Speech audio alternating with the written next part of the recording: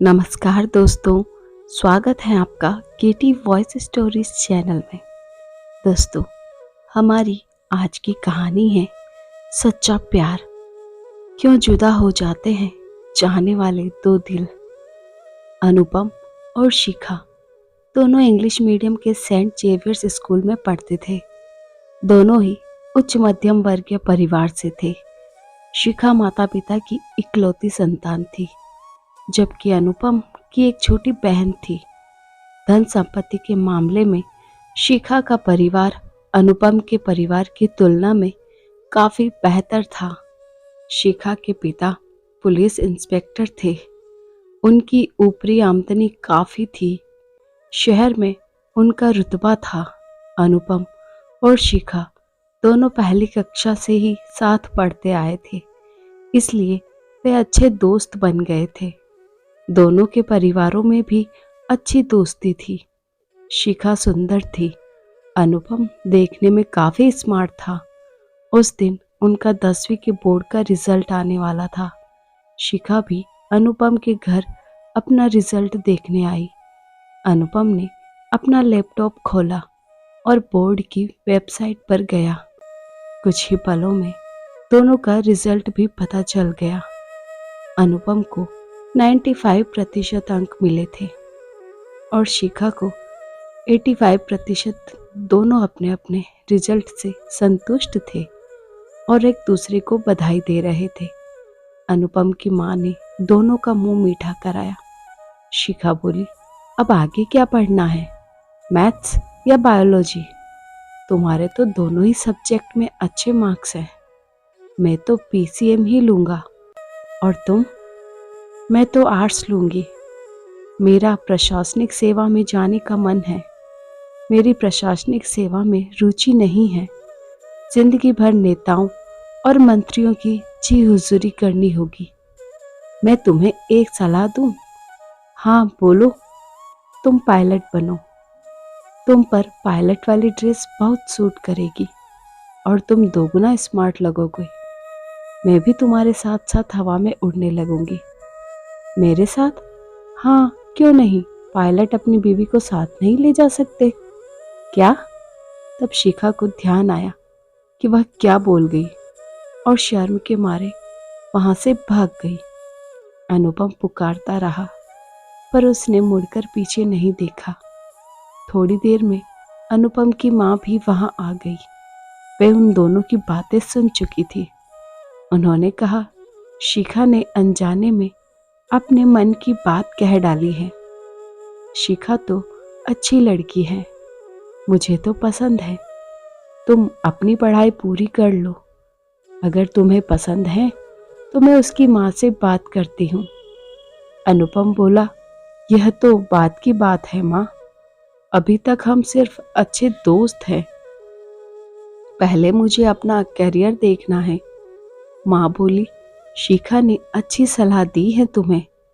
मेरा बेटा पायलट बनकर बहुत अच्छा लगेगा। मम्मी, उसमें बहुत ज्यादा खर्च आएगा। खर्च की चिंता मत करो।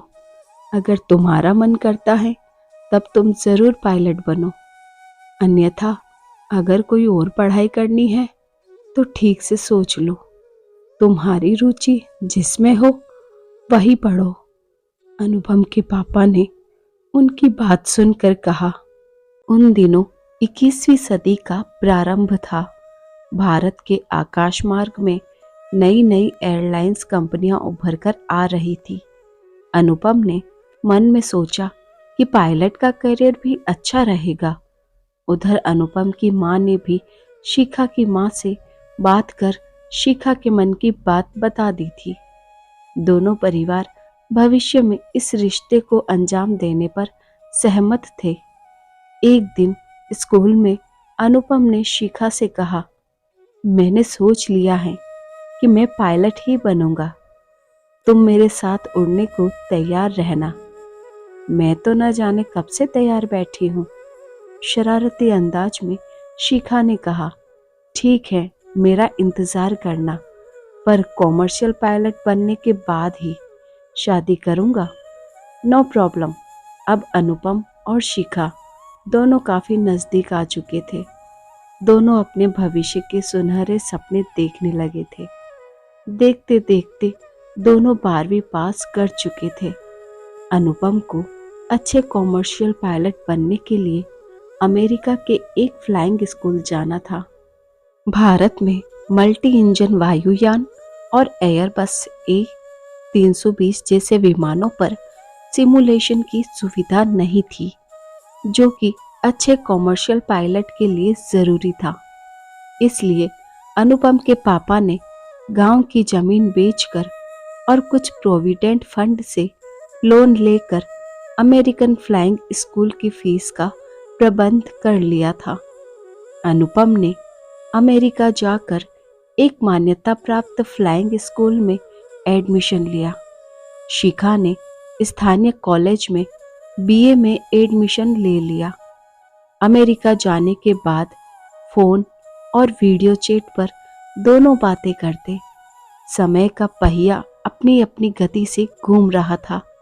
देखते देखते 3 वर्ष से ज्यादा का समय बीत चुका था। अनुपम को कॉमर्शियल पायलट लाइसेंस मिल गया। शिखा को प्रशासनिक सेवा में सफलता नहीं मिली। उसने अनुपम से कहा कि प्रशासनिक सेवा के लिए वह एक बार और compete करने का प्रयास करेगी। अनुपम ने प्राइवेट एयरलाइंस में पायलट की नौकरी ज्वाइन कर ली। लगभग 2 साल वह घरेलू उड़ान पर था। 1-2 बार उसने शिखा को भी अपनी फ्लाइट से सैर कराई। शिखा को कॉकपिट दिखाया और कुछ विमान संचालन के बारे में बताया। शिखा को लगा कि उसका सपना पूरा होने जा रहा है। 1 साल बाद अनुपम को अंतर्राष्ट्रीय वायुमार्ग पर उड़ान भरने का मौका मिला। कभी सिंगापुर, कभी हांगकांग, तो कभी लंदन। शिखा को दूसरे वर्ष भी प्रशासनिक सेवा में सफलता नहीं मिली। इधर शिखा के परिवार वाले उसकी शादी जल्दी करना चाहते थे। अनुपम ने उनसे 1-2 साल का और समय मांगा। दरअसल अनुपम के पिता उसकी पढ़ाई के लिए काफी कर्ज ले चुके थे। अनुपम चाहता था कि अपनी कमाई से कुछ कर्ज उतार दे और छोटी बहन की शादी हो जाए। वैसे तो वह प्राइवेट एयरलाइंस घरेलू वायु सेवा में देश में दूसरे स्थान पर थी, पर इस कंपनी की आंतरिक स्थिति ठीक नहीं थी। 2007 में कंपनी ने दूसरी घरेलू एयरलाइंस कंपनी को खरीदा था, जिसके बाद इसकी आर्थिक स्थिति बिगड़ने लगी थी। 2010 तक हालत बदतर होने लगे थे। बीच बीच में कर्मचारियों को बिना वेतन 2-2 महीने काम करना पड़ा था। उधर शिखा के पिता शादी के लिए अनुपम पर दबाव डाल रहे थे, पर बार बार अनुपम कुछ और समय मांगता ताकि पिता का बोझ कुछ हल्का हो। जो कुछ अनुपम की कमाई होती उसे वह पिता को दे देता। इसी वजह से अनुपम की बहन की शादी भी अच्छे से हो गई। उसके पिता रिटायर भी हो गए थे। रिटायरमेंट के समय जो कुछ रकम मिली और अनुपम की ओर से मिले पैसों को मिलाकर उन्होंने शहर में एक फ्लैट ले लिया। पर अभी भी फ्लैट के मालिकाना हक के लिए और रुपयों की जरूरत थी। अनुपम को कभी 2 महीने तो कभी 3 महीने पर वेतन मिलता, जो फ्लैट में खर्च हो जाता। अब भी एक बड़ी रकम फ्लैट के लिए देनी थी। एक दिन शिखा के पापा ने अपनी पत्नी से कहा, आज अनुपम से फाइनल बात कर लेता हूँ, आखिर कब तक इंतजार करूँगा। और दूसरी बात, मुझे पायलट की नौकरी उतनी पसंद भी नहीं। ये लोग देश विदेश घूमते रहते हैं, इसका क्या भरोसा, कहीं किसी के साथ चक्कर न चल रहा हो। अनुपम के माता पिता तो चाहते थे कि अनुपम शादी के लिए तैयार हो जाए, पर वह तैयार नहीं हुआ। उसका कहना था कि कम से कम यह घर तो अपना हो जाए, उसके बाद ही शादी होगी। इधर एयरलाइंस की हालत बद से बदतर होती गई। वर्ष 2012 में जब अनुपम घरेलू उड़ान पर था तो उसने दर्द भरी आवाज में यात्रियों को संबोधित किया। आज की आखिरी उड़ान में आप लोगों की सेवा करने का अवसर मिला। हमने 2 महीने तक बिना वेतन के अपनी समझ और सामर्थ्य के अनुसार आपकी सेवा की है। इसके चंद दिनों बाद इस एयरलाइंस की घरेलू और अंतर्राष्ट्रीय उड़ानों का लाइसेंस रद्द कर दिया गया। पायलट होकर भी अनुपम बेकार हो गया। शिखा के पिता ने बेटी से कहा, बेटे, हमने तुम्हारे लिए एक आईएएस लड़का देखा है। वे लोग तुम्हें देख चुके हैं और तुमसे शादी के लिए तैयार हैं। वे कोई खास दहेज भी नहीं मांग रहे हैं, वरना आजकल तो आईएएस को करोड़ 1.5 करोड़ रुपए आसानी से मिल जाते हैं। पापा, मैं और अनुपम तो वर्षों से एक दूसरे को जानते हैं और चाहते भी हैं। यह तो उसके साथ विश्वासघात होगा। हम कुछ और इंतजार कर सकते हैं। हर किसी का समय एक सा नहीं होता। कुछ दिनों में उसकी स्थिति भी अच्छी हो जाएगी। मुझे पूरा विश्वास है। हम लोग लगभग 2 साल से उसी के इंतजार में बैठे हैं। अब और समय गंवाना व्यर्थ है। नहीं, एक बार मुझे अनुपम से बात करने दे। शिखा ने अनुपम से मिलकर यह बात बताई। शिखा तो कोर्ट मैरिज करने को भी तैयार थी, पर अनुपम को यह ठीक नहीं लगा। वह तो अनुपम का इंतजार भी करने को तैयार थी। शिखा ने पिता से कहा, मैं अनुपम के लिए इंतजार कर सकती हूँ, मगर मैं नहीं कर सकता और न ही लड़के वाले। इतना अच्छा लड़का मैं हाथ से नहीं निकलने दूंगा। तुम्हें इस लड़के से शादी करनी होगी। उसके पिता ने शिखा की मां को बुलाकर कहा, अपनी बेटी को समझाओ, वरना मैं अभी तुमको गोली मारकर खुद को भी गोली मार दूंगा। यह बोलकर उन्होंने पॉकेट से पिस्तौल निकालकर पत्नी पर तान दी। मां ने कहा, बेटे, पापा का कहना मान ले। तुम तो इनका स्वभाव जानती हो, ये कुछ भी कर बैठेंगे। शिखा को आखिरकार पिता का कहना मानना पड़ा। शिखा अब डिस्ट्रिक्ट मजिस्ट्रेट की पत्नी थी। उसके पास सब कुछ था, घर, बंगला, नौकर चाकर। कुछ दिनों तक तो वह थोड़ी उदास रही, पर जब वह प्रेग्नेंट हुई तो उसका मन अब अपने गर्भ में पलने वाले जीव की ओर आकृष्ट हुआ। उधर अनुपम के लिए लगभग 1 साल का समय ठीक नहीं रहा। एक कंपनी से उसे पायलट का ऑफर भी मिला, तो वह कंपनी उसकी लाचारी का फायदा उठाकर इतना कम वेतन दे रही थी कि वह तैयार नहीं हुआ। इसके कुछ ही महीने बाद उसे सिंगापुर की एक मशहूर फ्लाइंग एकेडमी में फ्लाइट इंस्ट्रक्टर की नौकरी मिल गई। वेतन पायलट की तुलना में कम था, पर आराम की नौकरी थी। ज्यादा भागदौड़ नहीं करनी थी। इस नौकरी में अनुपम सिंगापुर चला गया। इधर शिखा ने एक बेटे को जन्म दिया। देखते देखते 1 साल और गुजर गया। अनुपम के माता पिता अब उसकी शादी के लिए दबाव बना रहे थे। अनुपम ने सब कुछ अपने माता पिता पर छोड़ दिया था। उसने बस इतना कहा कि जिस लड़की को वे पसंद करे उससे फाइनल करने से पहले वह एक बार बात करना चाहेगा। कुछ दिनों बाद अनुपम अपने एक दोस्त की शादी में भारत आया। वह दोस्त का बाराती बनकर गया। जयमाला के दौरान स्टेज पर ही लड़की लड़खड़ाकर गिर पड़ी। उसका बाएं पैर का निचला हिस्सा कृत्रिम था, जो निकल पड़ा था। पूरी बारात और लड़की के यहाँ के मेहमान यह देखकर आश्चर्यचकित थे। दूल्हे के पिता ने कहा, यह शादी नहीं हो सकती। आप लोगों ने धोखा दिया है। लड़की के पिता बोले, आपको तो मैंने बता दिया था कि लड़की का एक पैर खराब है।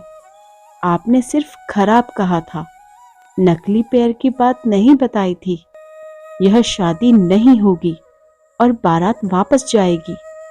तब तक लड़की का भाई भी आकर बोला, आपको इसलिए 1.5 करोड़ रुपए का दहेज दिया गया है, शादी तो आपको करनी ही होगी, वरना अनुपम का दोस्त जो दूल्हा था ने कहा, वरना क्या कर लेंगे? मैं जानता हूं आप मजिस्ट्रेट हैं, देखता हूं आप क्या कर लेंगे। अपनी 2 नंबर की कमाई के बल पर आप जो चाहे नहीं कर सकते। आपने नकली पैर की बात क्यों छिपाई थी? लड़की दिखाने के समय तो हमने इसकी चाल देखकर समझा कि शायद पैर में किसी खोट के चलते लंगड़ा कर चल रही है, पर इसका तो पैर ही नहीं है। अब यह शादी नहीं होगी, बारात वापस जाएगी। तब तक अनुपम भी दोस्त के पास पहुंचा। उसके पीछे एक महिला गोद में बच्चे को लेकर आई। वह शिखा थी। उसने दुल्हन बनी लड़की का पैर फिक्स किया। वह शिखा से रोते हुए बोली, भाभी, मैं कहती थी ना कि मेरी शादी न करें। आप लोग मुझे बोझ समझकर घर से दूर करना चाहा था ना? नहीं मुन्नी, ऐसी बात नहीं है। हम तो तुम्हारा भला सोच रहे थे। शिखा इतना ही बोल पाई थी और उसकी आंखों से आंसू निकलने लगे।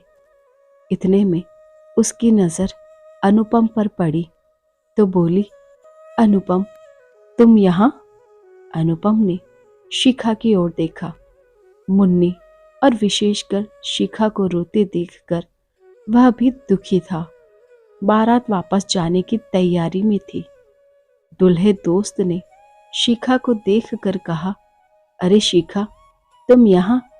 हाँ, यह मेरी ननद मुन्नी है। अच्छा, तो यह तुम लोगों का फैमिली बिजनेस है? तुमने अनुपम को ठगा और अब तुम लोग मुझे उल्लू बना रहे थे।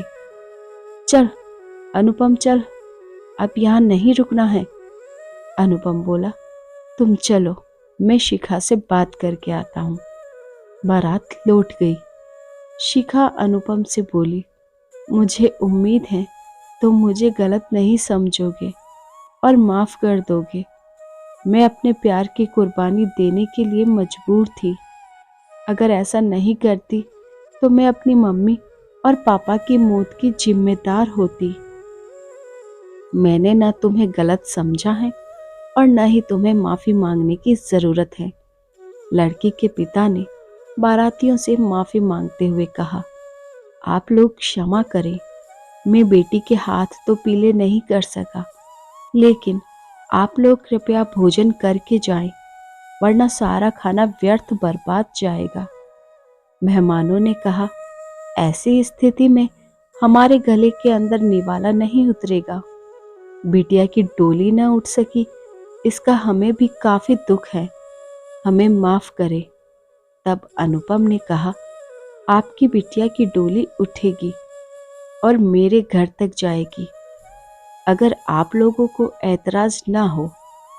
वहां मौजूद सभी लोगों की निगाहें अनुपम पर गड़ी थी। लड़की के पिता ने झुककर अनुपम के पैर छूने चाहे तो उसने तुरंत उन्हें मना किया। शिखा के पति ने कहा, मुझे शिखा ने तुम्हारे बारे में बताया था कि तुम दोनों स्कूल में अच्छे दोस्त थे, पर मैं तुमसे अभी तक मिल नहीं सका था। तुमने मेरे लिए ऐसे हीरे को छोड़ दिया। मुन्नी की शादी उसी मंडप में हुई। विदा होते समय वह अपनी भाभी शिखा से बोली, प्यार इसको कहते हैं भाभी। आपके या आपके परिवार को अनुपम अभी भी दुखी नहीं देखना चाहते हैं। धन्यवाद दोस्तों, आई होप आपको ये कहानी पसंद आई होगी। ऐसी और कहानियाँ सुनने के लिए हमारे चैनल पर बने रहिए और अपना प्यार सपोर्ट दीजिए। वीडियो को लाइक शेयर कीजिए, चैनल को सब्सक्राइब करें।